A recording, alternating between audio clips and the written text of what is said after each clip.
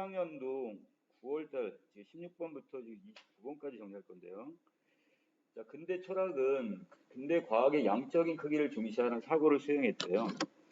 자, 지금 우리가 지금 다루고자 하는 게 이 근대 철학에 대한 이야기인데, 고대 과학이 사물 변화의 질적인 부분에 주목했던 것과 달리 이 근대 과학은, 자, 여기서 근대 철학에서 시작된 이 근대 과학은 갈릴레오의 어떤 자연이라는 책을 좀 펴보라, 거기에는 수라는 글자로 가득 차 있다 라는 발언에 나오듯, 자, 양적으로 수치화되는 수 있는, 즉 양화할 수 있는 것을 과학적으로 관조할 수는 알 수 있대요.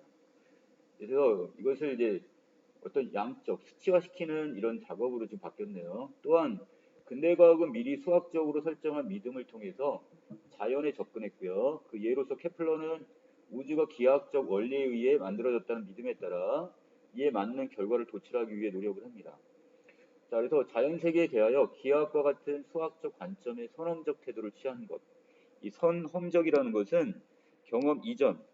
자, 이것을 어떤 이론적으로, 결국 구체적인 어떤 경험 이전에 이미 어느 정도 이렇게 될 거야, 이런 어떤 이것을 경험적인 경험 이전의 어떤 태도를 취하게 되는데, 이런 태도는 근대 철학의 이성론에 많은 영향을 주게 됩니다. 자, 그래서 그 이성론에 영향을 줬다는 거. 자, 특히 수학에 심취했던 근대 철학자인 데카르트는 이 선험적으로 가지고 있다고 믿는 직관을 통해서 그 경험 이전에 이미 우리는 뭔가를 판단할 수 있는 어떤 능력이 있다고 봐요. 이걸 직관이라고 하는데, 자, 이런 통해 인식한 것들로 세계에 접근하려 합니다. 자, 그래서 직관은, 자, 순수한 정신에 의심할 여지가 없는 파악이며, 이것은 오직 이성의 빛에서 유래했다 이렇게 봅니다. 자, 그래서 이성을 강조하네요. 자, 그 어떤 의심이 없이 분명한 인식을 얻을 수 있는 것인데, 데카르트는 의심할 수 없는 것을 찾기 위해 대상을 직관으로 분절을 해 더 나눌 수 없는 단순 본성을 찾아내고, 그리고 이 단순 본성들의 복합한 개념을 통해서 세계된 이해를 확장하려 합니다. 자, 그리고 이러한 태도는 이후 근대 철학의 흐름에 지대한 영향을 주게 되는 것이고요. 자, 그런데 이 베르그송은 바로 여기 있는 근대 철학의 흐름에 반발을 했다고 했으니까, 자, 그래서 여기는, 자, 전체적으로 어떤 데카르트의 어떤 이론에 대해서 지금 반박을 하네요. 그는 이성이 세계를 분절시키며 질적인 시간마저 양적으로 쪼개는 것 일을 한다고 이야기를 합니다. 자, 데카르트와 같은 것은 지금 이 사람이 주장하는 이성론이란 말이야. 그러다 보니까, 자, 어떻게 이런 시간적인 것들은 질적으로 우리가 판단을 해야 되는데 이것을 양적으로 다 쪼개버리는 이런 어떤 룰을 범했단 말이야. 자, 그래서 밑에서 베르그송은 세 개의 사물들이 서로 경계가 모호한 채로 연속적인 전체를 이루고 서로 수많은 관계 속에 처해 있다고 합니다. 그런데 이성이 이러한 세계를 분절시킴으로써 전체성을 잃게 되었다 이렇게 보고 있어요. 그래서, 자, 베르그송은 세계를 통찰하기 위한 방법으로서 이성 대신에, 자, 직관행과 그 다음에 또 한 가지, 자, 지속이라는 개념을 썼네요. 자, 직관은 공감적 경험이 통합적 경험이죠. 그다음 통합적 경험을 의미한다고 얘기했습니다. 그래서 그의 직관은 사물의 내부로 들어가 서로를 느끼게 되는 공감적 경험을 통해서 각각의 이질성을 유지하면서도 동시에 하나가 다른 하나로 스며가면서 전체를 향해서 통합되는 경험. 자, 통합이란 개념을 썼습니다. 그래서 예를 들어 우리가 오렌지 색에 공감하는 과정을 본다면, 자, 이때 이 과정에서 우리가 직관을 통해 공감을 확정하려는 노력을 하면 가장 어두운 색으로서의 붉은색과 그다음 가장 밝은 색으로서의 노란색, 이건 이질적인 다양한 색들이 있음을 경험할 수 있어요. 이것들이 합쳐가지고 어떻게 다시 모호한 경계 속에서 스며가면서 통합되는 과정도 느낄 수가 있다는 거. 자, 그래서, 자, 오렌지 하나가 결국 하나의 단색이 아니란 말이야. 자, 짙은 여기도 어두운 붉은색으로부터 밝은 노란색까지 여러 가지 색깔들이 모여서 하나의 오렌지를 이뤘단 말이에요, 지금. 그래서 이걸 다 쪼갤 수만 없고 이걸 전체로 이렇게 통합하는 과정으로 이해를 해야 된다 이렇게 봅니다. 한편 베르그송은 공감과 통합은, 자, 지속되는 시간 속에서 이루어져야 된다고 봅니다. 자, 그래서 근대 철학의 이성론은 시간을 다 쪼개버리고 공간 안에 정지된 상태로 봤습니다. 자, 그래서 이것은, 자, 베르그송은 분절도 아니고, 자, 이것이 정지되어 있는 상태로 이것은 아니다 이렇게 보는 거네. 베르그송은 시간은 계속해서 흐르기 때문에 오히려 공간적인 것이 시간적인 것에서 영향을 받아 생긴다는 주장을 합니다. 예를 들어 활짝 핀 장미꽃이 하나 있는데, 자, 우리는 일정한 공간을 차지하고는 장미꽃을 보지만 일정 시간이 지나면 꽃잎도 떨어지고 가지만 앙상하게 남을 거야. 이전에 장미꽃이 차지하고 있던 공간은 비었고 이는 시간에 의해 변화가 일어난 겁니다. 자, 그래서 결국 시간에 의해서 이것을 활짝 피어 있는 장미꽃과 그 다음에 시간이 지나서 다 떨어진 장미꽃. 자, 이것을 지금 따로 지금 파악을 해야 되는데 그뿐만 아니라 시간이 양적인 변화를 담은 시간이 아니라 개인 체험이 반영된 질적인 시간임도 주장을 합니다. 자, 아까 얘기했던 데카르트의 양적인 것이 아니라 질적인 것, 이거 강조하네요.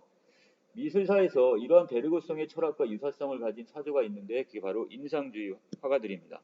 자, 그래서 인상주의자들은 색을 혼합하는 방법을 즐겨 사용을 했어요. 그들은 서로 다른 색들을 합치는 대신에 각각의 이질성을 살리면서 서로 다른 성질들을 살리면서도 색들의 경계를 흐리게 표현하여 한 가지 색이 다른 하나의 색으로 감상자의 눈에 의해 분절됨이 없이 지속적으로 섞여 들어가는 것. 자, 이것이 이렇게 서로 통합이 되는 어떤 과정, 이것을 표현했다는 얘기죠. 자, 또한 평면의 그림판에 그려진 그림이 3차원적 입체감을 갖도록 개발한 원근법과 같은 기법은 자제하고 색채를 중심으로 해서 표현했다는 것이 두 번째 특징이 되겠네. 자, 그래서 더불어 인물화 속에서 지성을 통해 포착된 인물의 위대함이나 교훈을 담으려 했던 고전주의와 달리 대상의 인상을 표현하려는 것도 특징이 되겠습니다. 자, 그래서 인상을 중심으로 표현했다는 거. 예를 들어 마네의 풀밭 위의 점심 식사에는 등장인물에 대한 어떠한 이야기도 의미도 없어요. 오로지 검은색과 흰색의 대비라는 색채의 미적 효과를 위해서 검은 양복을 입은 남자와 나체 여자를 그렸어요. 고전주의에서는 풍경이 인간과 인간 행위의 배경에 불과했지만 이것이 인상주의 회화에서는 인간도 결국 하나의 독점적 지위 대신에 배경의 일부로서 의미만을 지니거나 아예 사라질 수도 있다는 것. 자, 심지어 대상에게 받은 인상에 집중시키기 위해 배경이 존재하지 않는 경우도 있습니다. 왜냐하면 인상주의 화가들에게 중요한 것은 대상에 받은 인상을 전달하는 것이지 인상 자체. 자, 이것이 중요한 것이지 그 대상이 인간인지 풍경인지는 중요한 것이 아니었기 때문에 그래요. 자, 그래서 인상주의자들은 색들을 합쳐 만든 중간색은 편견이므로 이를 해체해서 고유의 색으로 되돌린 후에 빛이 연출하는 색채의 아름다운 변화들을 연속적으로 느끼게 하는 것이 중요하다고 봅니다. 자, 이로써 대상에 대한 어떤 의미나 교훈을 담는 것이 아니라 받은 인상을 그대로 전달하는 노력. 자, 이게 인상주의자들의 어떤 의도였겠네. 자, 이는 베르그송이 이야기한 근대 철학이 가져온 지성에 대한 분절로부터의 회복과 이질적인 것의 연속 안에서 공감을 통한 통합으로의 전체성을 느끼는 것과 어떤 유사한 의미를 갖게 된다 이렇게 보시면 되겠네요. 자, 16번에서는 결국 4번. 자, 여기서 특정한 이론. 자, 그래서 베르그송의 어떤 이론을 지금 제시한 다음에 먼저 데카르트의 이론을 먼저 제시하고 이를 베르그송이 반박하는 입장. 자, 그리고 이것을 미술의 인상주의에다 연결시켜놨네요. 자, 그 다음에 17번의 답은 5번에서 여기서 이것은 근대 철학에서는 의심할 수 없는 분명한 것으로 개념하기 위해 지속적으로 단순 본성을 본성으로 이거 단순 본성을 분절한 게 아니라 이걸 쪼개면 더 이상 쪼갤 수 없는 단순 본성이 나오고 그것을 통합하는 과정으로 이해를 했으니까 여기 잘못됐네. 자, 18번에서는 지금 기억과 니은이 서로 지금 뒤바뀌어 있는 상태고요. 자, 그 다음에 19번에서는 여기에서 이것을 지금 적절한 걸 찾으래요. 자, 시간이라는 것은 나의 경험된 시간의 어떤 부분과 합치가 되고 따라서 그것은 수치화된 시간이 아니라 나의 체험이 반영된 질적인 시간. 자, 그래서 이것은 지금 어떻게 양적으로 표현하는 것이 아니라 질적으로 표현해야 된다 입장이 되는 거니까 이것은 답은 여기 4번하고 같이 연결시키면 될 것 같습니다. 자, 그 다음에 20번에서는 감상이 적절치 않은 건데 평면감이 드러난대요. 자, 그리고 인상을 드러내는 인물화를 안에 통합했다고 했으니까 이것도 인상주의 화가의 작품이겠네. 자, 그래서 답은 여기 5번에 보시면 이것을 서로 간의 감상주 눈에 섞여서 여기 보여지는 거니까 이 부분이 잘못됐고. 자, 그 다음에 21번의 답은 4번. 자, 22번 바로 넘어가겠습니다. 자, 작품의 제목이 지금 수라라는 작품인데 이 수라라는 것은 결국 어떤 매일 싸움이 지금 끊이지 않는 지옥과 같은 곳을 수라라고 얘기합니다. 자, 작품 제목을 왜 이렇게 줬냐? 자, 지금 여긴 백석이라는 사람이 활동했던 시기가 일제 강점기의 상황이란 말이야. 그래서 이 거미 새끼, 거미 가족에 대한 이야기를 하고 있는데 바로 우리 민족의 어떤 이산, 가족 공동체가 지금 해체되는 과정, 이것을 지금 지옥과 같은 상황이다 이렇게 본 것 같아요. 자, 먼저 거미 새끼 하나가 지금 방바닥에 지금 기어다니는 것을 나는 아무 생각, 자, 무심코 이것을 어떻게 했다? 문 밖으로 쓸어버립니다. 차디찬 밤이다 그랬으니까, 자, 밖에는 지금 추운 공간입니다. 자, 이걸 통해서 일제 강점기 시대적 상황을 알 수 있겠고, 자, 언젠가 어느 순간인가 새끼 거미가 쓸려 나간 곳에 큰 거미가 왔대요. 지금 새끼 거미를 찾으러 온 것 같네. 난 가슴이 갑자기 짜릿해집니다. 자, 그리고 나는 또 그 큰 거미를 쓸어 문 밖으로 버리면서 창밖에서라도 새끼 있는 대로 가라고 하며, 자, 서로 한다 그랬으니까. 자, 시적화자의 정서는 계속 바뀌고 있어. 자, 그러면 이때 이 밖이라는 공간은, 자, 비록 추운 공간이긴 하지만, 자, 이곳에서는 누구? 자, 거미 가족이 다시 만날 수 있는 만남의 공간이 되기도 하네요, 지금. 자, 이렇게 해서 아린 가슴이 쌓기도 전입니다. 어디서 좁쌀만한 한 알에서 갓 깨인 듯한, 자, 발이 채 서지도 못한 무척 작은 새끼 거미 하나가 또 이번에는, 자, 큰 거미가 없어진 곳에 와서 또 아물거립니다. 야, 나는 가슴이 또 메이는 듯해요. 내 손에 오르기라도 하라고 나는 손을 내어 믿지만, 자, 분명히 울고불고 할 이 작은 것은 나를 무서워서 달아나 버리며 나를 더욱 서럽게 합니다. 나는 이 작은 것을 고이, 자, 곱게 부드러운 종이에 받아가지고는 문 밖으로 버리면서 이것의 엄마와 그 다음에 누나 또는 형이 가까이 이것에 걱정을 하며 있다가 빨리 만나기라 했으면 좋으련만 하고 난 또 슬퍼합니다. 자, 이것은 바로 시적화자 또는 작가 자신의 어떤 가족사와 연결되는 부분인데, 자, 가족과 떨어져 갖고 멀리 있는, 자, 화자가, 자, 지금 이 거미 가족의 모습을 보면서 자기도 별반 다를 게 없네요. 우리 민족 공동체가 이렇게 해체된 모습을 보며 이렇게 슬퍼하는 내용으로 보시면 됩니다. 자, 나 작품에 갑니다. 자, 까치밥이라는 작품인데, 자, 이 까치밥은 결국 날짐승들을 위해서, 자, 지금 겨울에, 자, 날짐승들이 지금 눈이 덮이면 먹을 걸 지금 구할 수 없으니까, 자, 그래서 몇 개 이거를 열매를 남겨놓는단 말이야. 자, 그런데, 자, 고양이 고양이인 줄도 모르면서, 자, 그래서 고양이의 진정한 의미, 자, 따뜻한 인정이 남아있는 곳이 바로 이 고양이 되는데, 자, 이것도 모르면서 긴 장대를 휘둘러 까치밥을 따는 서울 조카 아이들이요. 그 까치밥을 따지 말라고 얘기합니다. 왜? 이것은 결국 누구를 위한 거야? 자, 다른 날짐승을 위한 배려인데 이것마저 따버리면 인정머리가 너무 없지 않니? 이런 뜻이겠고, 남도의 빈 겨울 하늘만 남으면, 자, 우리의 마음이 얼마나 허전하고 황량하겠는가? 자, 살아온 이 세상 어느 물고기 소용돌이 치고 휩쓸려 배 줄일 때도, 자, 우리가 이렇게 시련과 고난 속에 있을 때도 공중을 오가는 날짐승들에게, 자, 길을 내어주는 그것은 따뜻한 등불이었으니 그랬으니까. 자, 그래서 앞길을 밝혀주는, 자, 등불과 같은 존재가 바로 까치밥이었다 이 뜻이에요 지금. 철없는 조카아이들이여 그 까치밥 따지 마라. 사랑방 말쿠지에 집신 몇 죽을 걸어놓고, 자, 이것도 마찬가지, 까치밥과 마찬가지, 자, 다른 사람을 위한 배려가 되겠네. 자, 할아버지께서는 무덤 속을 걸어가시지 않았느냐 그랬으니까, 자, 할아버지는 결국 어떻게 돌아가셨다는 얘기네요. 자, 무덤 속을 향해 걸어갔다는 거 바로 죽음을 의미합니다. 자, 할아버지는 지금 연세가 드셨고 돌아가실 날이 얼마 남지도 않는데 결국 그 다음 사람을 위해서 결국 그 집신을 몇 주 걸어놓고 지금 만들어 놓고 돌아가셨단 말이야.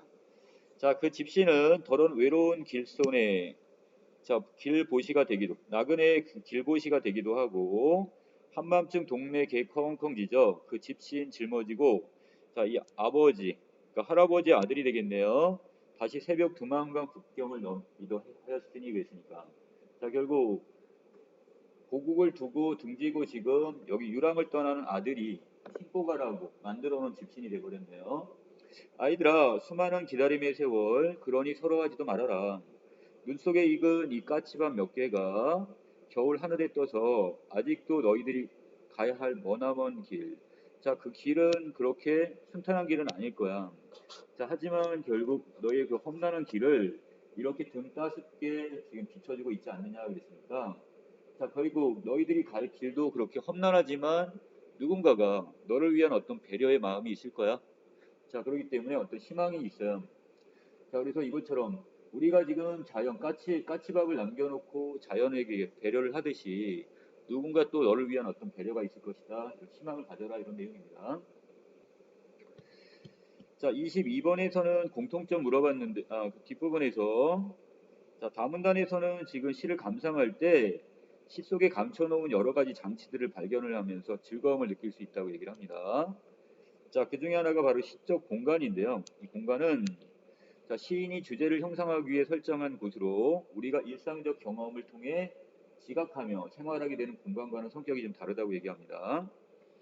자, 그러면서 이 시적 공간은 시인이 특별한 의미를 부여하는 순간부터 구성이 되는데, 자, 시인은 이러한 시적 공간을 우리가 일상에서 볼 수 없는 공간으로 설정하기도 하고, 또는 사람들이 일반적으로 생각하는 공간과는 다른 의미의 공간으로 설정하기도 하고, 또 동일한 공간도 한편의 시에서 다른 의미를 담는 경우도 있답니다. 또한 자, 이 시적 공간은 시인이 살아온 삶과 가치관에 영향을 받기 때문에 주제를 이해하기 위해서는 이 시인에 대한 이해가 필요하다고 얘기를 해요. 자, 더 나아가서 독자가 주체적으로 체득한 공간에 대한 인식도 중요합니다. 이처럼 시적 공간은 감상의 실마리가 되며 나아가서 창조적 의미를 구성하는 요소로 기능하기도 한다. 자, 22번에서 공통점 물어봤는데, 자, 두 작품이 다 삶의 경험을 바탕으로 해서 지금 화자가 지향하는 바. 자, 지향한다는 말은 시적 화자가 지금 추구하는 바. 자, 그래서 위에 있는 지금 수라라는 작품에서는 어떤 가족 공동체가 지금 해체된 것. 자, 여기서는 지금 방 청소를 하는 어떤 일상적 경험에서 이 범이 가족의 모습을 받고 여기서 바로 우리 민족 전체의 모습으로 좀 확대가 됐으니까. 자, 그리고 두 번째 작품에서는 이 까치밥을 따는 조카 아이들의 일상적인 경험을 통해서 결국 우리가 남을 위한 어떤 배려가 필요하다는 이런 추구하는 바를 여기다 드러내고 있네요. 자, 23번에서는 기억, 니은에 대한 적절한 걸 찾으니까 모두 다른 대상에 대한 배려를 볼 수 있습니다. 자, 24번에서는 적절하지 않은 걸 찾으라고 했는데요. 화자의 태도가 달라짐에 따라 대상이 처한 상황이 악화되고 있다고 했는데, 자, 이거 반대로 봐야죠. 자, 지금 가족들이 거미 가족이 흩어지는 모습을 보면서 자, 화자의 태도는 더욱 어떻게 슬픔의 감정까지 맨 처음에 무심한 감정에서 이렇게 바뀌었단 말이야. 앞뒤가 뒤바뀌어 있어. 자, 그 다음에 25번에서 적절치 않은 거는 자, 4번에 독자는 나의 날짐승에게 길을 내어주는 에서의 길을 일상에서 지각하는 길이 아닌 자, 여기서 시인의 고립된 삶이 반영된 길이라고 하는데 자, 이것과 관련이 없네요. 자, 이때 날짐승의 길을 내어준다는 의미는 배려한다 이런 의미는 되지만 그렇다고 시인이 어떤 고된 삶을 살고 있다 이렇게 볼 수 있는 근거는 없습니다. 자, 오른쪽 자, 26, 28번인데요. 자, 이 작품은 지금 고전 소설입니다. 자, 그래서 제목이 강도 몽유록이라고 되어 있는데 강도라는 것은 어디 강화도. 자, 강화도 그 병자호란 때 자, 이 오른쪽 부분에 지금 따로 나와 있죠. 강도 몽유록은 자, 누가